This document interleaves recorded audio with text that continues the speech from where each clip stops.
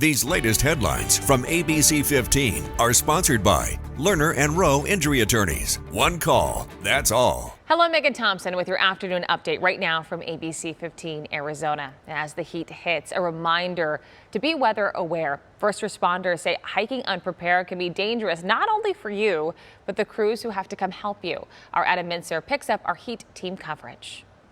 When these rescues happened Monday, there was no extreme heat warning in place, but officials reminding us that 109-degree temperatures are still highly dangerous for people taking to the trails.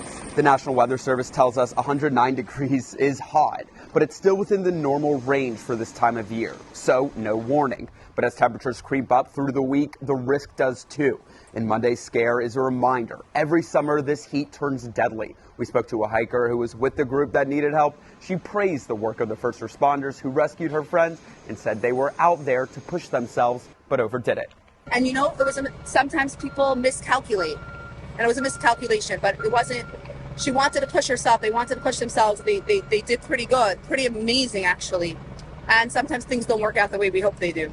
So officials are reminding you to avoid that midday heat, bring more water than you think you need, wear loose, light clothing, and of course, never go out to the trails alone. And as a visual reminder as well, your body loses about 32 ounces of water working in this heat every hour, and actually a little bit less than an hour. That's about 2 of these water bottles. So at least 4 are needed for a 2-hour hike, definitely more in case something happens. So make sure you're staying hydrated before, after, and during those summer hikes. Reporting on Camelback Mountain, Adam Mincer, ABC 15, Arizona.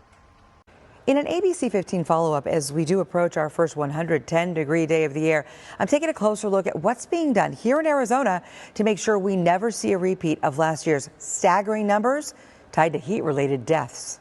You'll remember last year, after 113 straight days at or above 100 degrees, Maricopa County reported more than 600 heat-related deaths. That's why leaders in the city of Tempe have spent months proactively working to become the first city in our state to pass enforceable heat safety standards, holding community meetings, and finding ways to protect outdoor workers who can't get out of the sun, especially so when it gets really hot outside. And now these new standards officially in place require things like a written heat safety plan, access to water and shade within a quarter mile of a work zone, 10-minute rest breaks every 2 hours once the temperature hits 100, and heat training for anyone working under city contracts.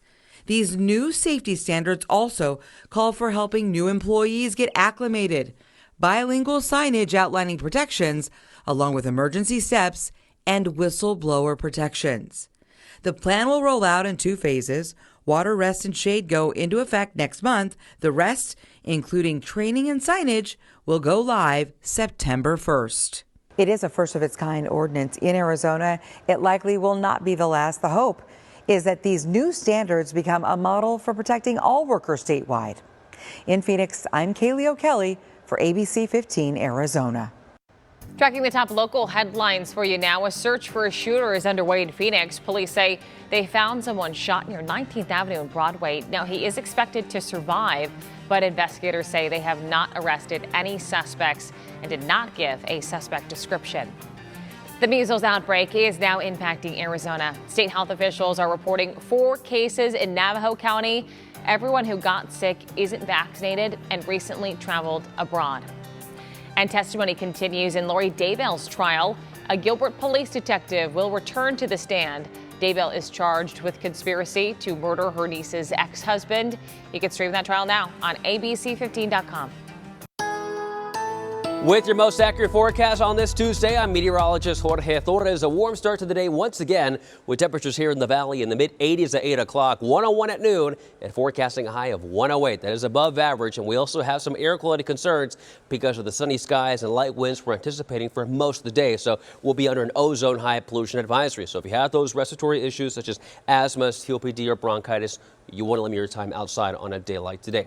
We do have a chance for a few isolated storms once again, mainly across northern and eastern Arizona today, where highs will range anywhere from 86 as you head toward Winter Rock to 87 in Show Low, 102 in Safford, and near 110 as you head toward western parts of the state, including Bullhead City, which will be under an extreme heat warning through 10 o'clock tonight. Here's your 7-day forecast. Temperatures staying right around 110 in the valley through at least Friday, then reaching 110 for the first time this year this weekend. Flagstaff storm chances today at 20%, then warming up and drying out the rest of the week with highs staying in the 80s.